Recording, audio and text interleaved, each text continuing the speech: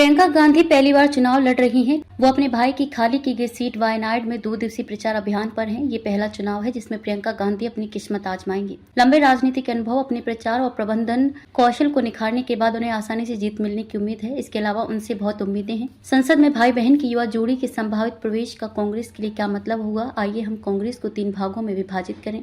संसदीय, संगठनात्मक और चुनावी। हमें ये याद रखना चाहिए कि संसद का प्रभाव कई दशकों से कम होता जा रहा है। संसद में प्रियंका के कुछ जोरदार भाषण कांग्रेस की वास्तविक मदद नहीं कर पाएंगे, जैसा कि हरियाणा चुनावों ने हमें याद दिलाया।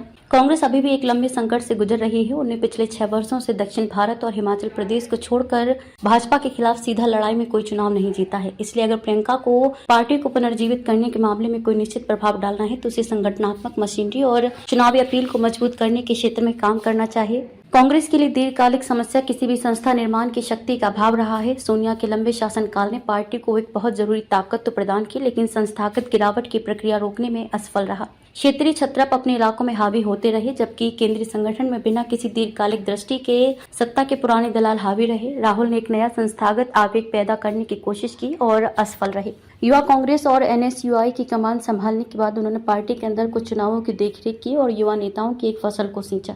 ज्योतिरादित्य सिंधिया, सचिन पायलट, जितिन प्रसाद, आरपीएन सिंह, कुमारी शैलजा, हालांकि अपने चाचा संजय गांधी के विपरीत जो युवा कांग्रेस को पार्टी में एक शक्तिशाली शक्ति केंद्र बनाने में कामयाब रहे।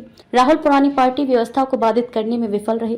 संजय राजीव के घटते वफादारों ने अहमद पटेल की मदद से अपने प्रभाव का इस्तेमाल करते हुए पार्टी के शीर्ष पदों पर कब्जा करना जारी रखा। अपने अध्यक्ष पद के 2 वर्षों 2017 और 2019 में राहुल गांधी ऐसी कांग्रेस कार्य समिति CWC भी नहीं बना पाए जो उनके नेतृत्व के अनुरूप हो।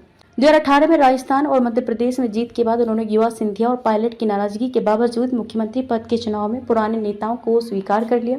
यदि वो हैं तो हमें ये गुण नहीं देखा है। प्रियंका अब तक सोनिया के सौम्य स्वभाव वाले बैकरूम मैनेजर अहमद पटेल की भूमिका को दोहराने में अधिक सहज दिखाई दी है। राजस्थान, छत्तीसगढ़ और हिमाचल प्रदेश में उन्होंने केवल पार्टी के अंदर प्रतिद्वंदी खेमों के बीच समय समय पर होने वाले संकटों को शांत करने के लिए कदम उठाया है। हालांकि कांग्रेस को संकट प्रबंधन से अधिक की आवश्यकता है। हमने कांग्रेस के केंद्रीय नेतृत्व में एक निश्चित श्रम विभाजन की रचना देखी है, जो प्राचीन रोम पर शासन करने वाले सीजर, पोम्पी और क्रेसस की पहली तिकड़ी की तरह है। राहुल पार्टी का लोकप्रिय चेहरा रहे हैं, खड़गे संगठनात्मक प्रबंधक, जबकि प्रियंका संकट मोचक और कभी कभार प्रचारक रही। इस व्यवस्था ने कर्नाटक और तेलंगाना में पार्टी की बढ़त और लोकसभा चुनाव में उसकी जीत की निगरानी की है।